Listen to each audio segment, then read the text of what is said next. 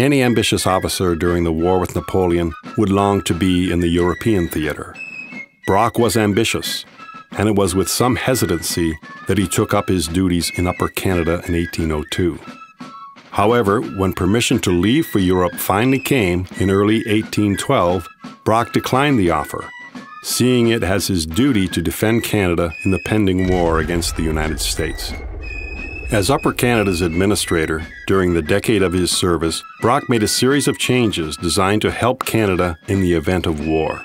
He amended the Militia Act, allowing the use of all available volunteers, and ordered enhanced training of these raw recruits despite opposition from the provincial legislature.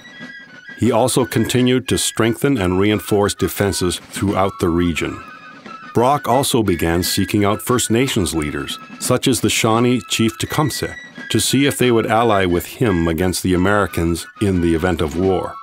Although the conventional wisdom of the day was that Canada would fall quickly to any American invasion, Brock pursued these strategies to give the colony a fighting chance. The rapport developed out of this first meeting of Brock and Tecumseh, reenacted here, was crucial to all the subsequent successes enjoyed by the British in Upper Canada.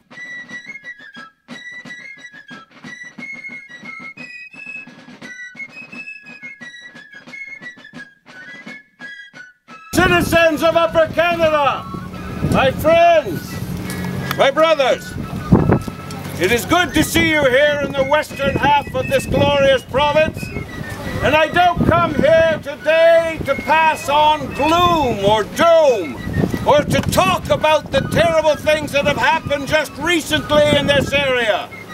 I come here today to bring you very real hope. As a matter of fact, I think hope is too weak a word. I come here today to bring you victory.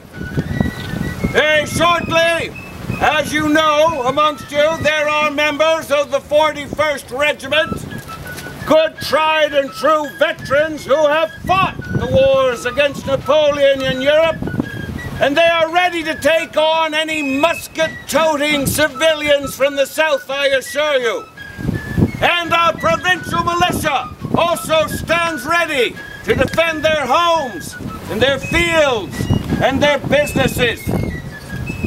And most importantly, of course, our brothers, our native allies, stand ready to fight beside us, because their aims and our aims are parallel. We fight for the right to live where we are now. They fight for the right to their homelands as well. And together, with their strong arm on the right, and with our army on the left, we will take Detroit, and we will stop the Yankee incursion into these provinces. And most importantly, do not forget that there is a greater power, whose guiding hand shall see us through this calamity and shelter and protect us. So as we step forward, my friends, do so with a joy in your heart, a confidence, and let us not forget the words of Admiral Nelson, who before his most glorious victory says, "England expects every man to do his duty." God save the King, and God save Upper Canada. God save the King.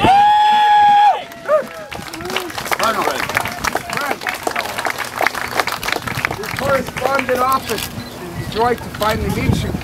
I bring with me the ancient symbol of our friendship with the King, the two-row wampum, to remind you how both peoples run parallel together, but do not cross, each respecting the way of the other and not desiring to change it.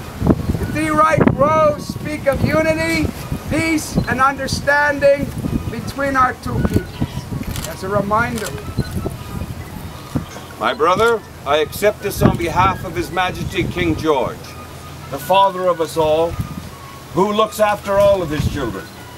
I will see that His Majesty receives this and receives the importance of this, as this is the bond that keeps our relationship, our love and our friendship together. And when I call you brother, it is not just brother in arms, but brother truly. I take this with all the deepest of respect, and I thank you. Miigwech, brother. It is with a joy we see you arrive with your soldiers. We have fought across the river and twice stopped the supplies from getting to the Americans at Fort Detroit. We've lost some men doing it, but your soldiers here at the fort have fought bravely. It is with great joy to see more, and it is with even greater joy to see my brother from Grand River. We know of each other, I know much of reputation, but now he has come with his warriors, and it brings me great joy to finally meet him face to face. Miigwech, brother. No, as you say. No. My brother, your actions here have not gone unnoticed. We are very deeply grateful for all that you have done to this point. But the greater battle is still in front of us. Oh. And on the morrow, we will take Detroit. There will not be backing. There will not be turning. There will not be leaving. We are taking the war to those who have started. And we will finish it, but we will finish it on their land, not ours. And your land in turn, of course, will be secured as well. But we have many plans to make, my brother. Many? Ho-ho! This is a man! And in a red coat, Thank you, my brother. Thank you. Thank you. Let us go. Let us talk. And thank you, my brother. This will go to the king. Miigwech. Let's go over here to the commissariat. Now, it's very important what we do, you know. It's going to be a question of fooling Hull out of that fort. And I have an idea. You have an idea as well? Excellent. Why you should My the nukes still the